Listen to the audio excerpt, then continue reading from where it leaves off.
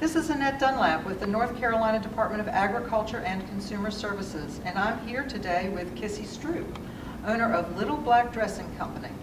And Kissie, you picked a really tough product to get into. What made you decide to make dressings? Always had a grandmother and a mother and other sides of my family who did lots of food, enjoyed cooking, enjoyed making recipes. We never really ate anything out of a bottle. We had an organic garden. When the recession hit so many years ago, I think it was 5 years ago, my husband's in an industry that, is not always promising. He's doing well, but I decided at that time maybe it would be nice for me to start something. My kids were older. So first thing I thought of is I've got a salad dressing recipe that my grandmother started. There were 4 different flavors, and I thought I might start bottling them. So what are your flavors? 4 different ones. A dreamy, creamy vinaigrette. It's my favorite and the most unique vinaigrette that I've ever had. I have another flavor. It's called It Takes 3 to Tango. It's a Ranch Thousand Island blue cheese mix. Whoa. Yes, it's good. I can't make it fast enough. It sells so fast. I'm in the kitchen every week making it. Honey, it's Dijon dill. It's like honey mustard. It's cleaner, clearer, but it's got a good hit of dill and garlic. And the last flavor is Asian, orange juice, peanut butter, and ginger. Okay, so you've got a nice little taste spectrum there. You've Yes, got something for they're everybody. Nice, broad You do. tastes. Yeah, that's Yes. good. So how did you start out? Where did you start selling once you first went through all the regulations for manufacturing? Who were your first customers? Took me probably 6 months to a year just to get the label, the bottles, and the nutritionals, the barcodes, all of the business stuff done. And just started hitting my local stores, just little stores, gourmet specialty food stores, small caterers, small restaurants. It was going out on a limb because you kind of take your product personally. It feels like it's your baby. So when you go in to sell it, if people say no and they do a lot, you kind of walk away with a tear in your eye. I bet you do. Mm-hmm. So what did it feel like when you made that first sale? It was pretty exciting, yes. And who did you sell to? It was a small restaurant in High Point. It was called Hamilton Street Bistro, and they decided to pick up the vinaigrette and use it on their salads. They're a very small store. They started out with just gallons, and I think they've got 12 tables today. They only are open lunch 5 days a week, and I sell them 5 gallons every week and a half. That's great. Yeah, That's so great. did Very really nice. well. Very nice. So you've got a mix. So you've got some that are the restaurants more on that wholesale side, and then you've got the smaller bottles that are on the retail side. Right, yep, restaurants, caterers, and then gourmet food stores and grocery stores.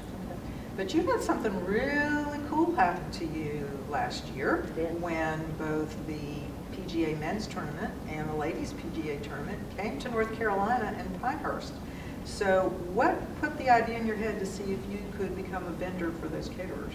Actually, I didn't do it. I got an email from the official caterer, which is Ridgewell's in Washington or Maryland. I'm not sure which one. They sent me an email and just said they'd like to do local products at some of the USGA events, and would I be interested in submitting samples? I really thought my family, I'm a big, from a big golfing family, so I thought they were pranking me.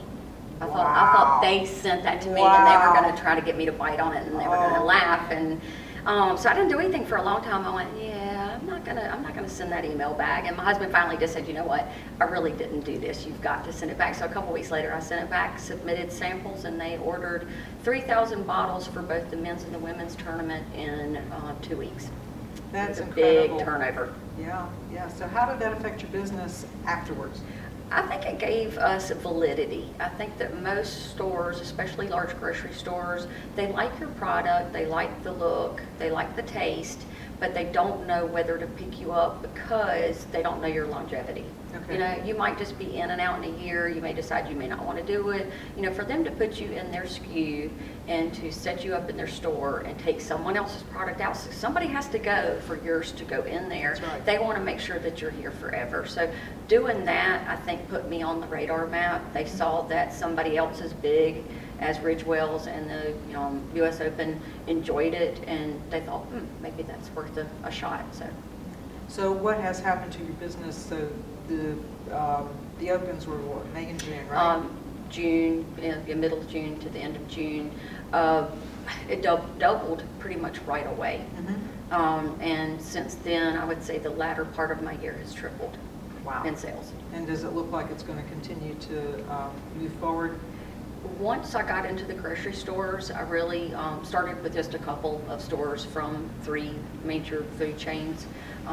But I keep adding stores every so many months once I get the stores that I have established. So I see that doubling as well over the next year.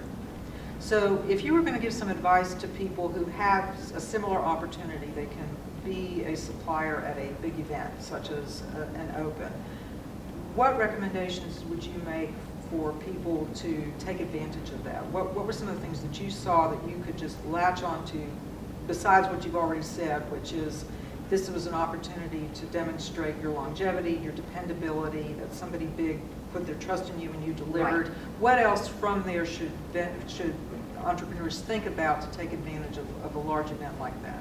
I think that you need to really use any source of media to advertise it.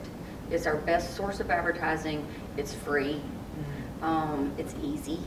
You get your name out there, you get your face out there, your logo's seen, you get a lot of branding. I used Facebook, I used local TV, radio, and newspaper.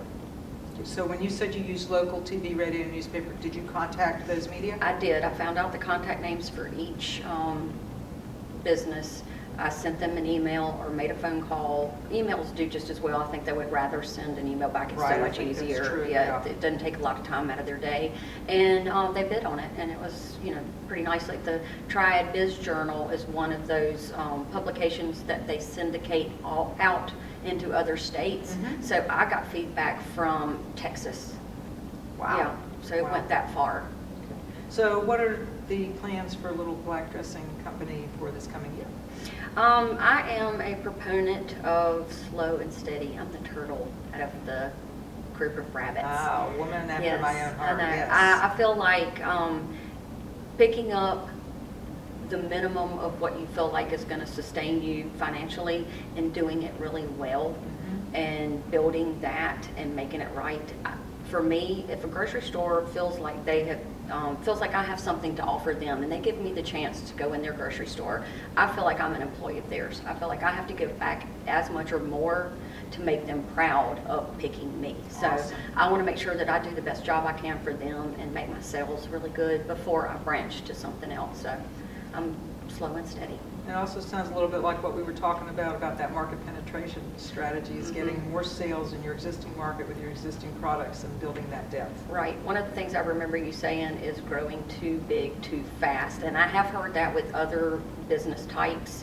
And I'm fortunate that I'm not the breadwinner in my family. I know that other businesses, especially food businesses, the wife and the husband both go in, and this is their They feel the money maker. pressure. Yeah, they've got to Yeah. pay their bills doing it. Yes. I am very fortunate that I don't have to do that, so I feel like doing the slow and steady is great for me. And I don't want to grow so fast that I grow right out of myself. Okay, that's a great strategy. Well, thank you. Thank you welcome. for joining Thanks us. for It's been having me. great. This is Annette Dunlap with the North Carolina Department of Agriculture and Consumer Services. And for more assistance with developing your food business, visit our agribusiness development page.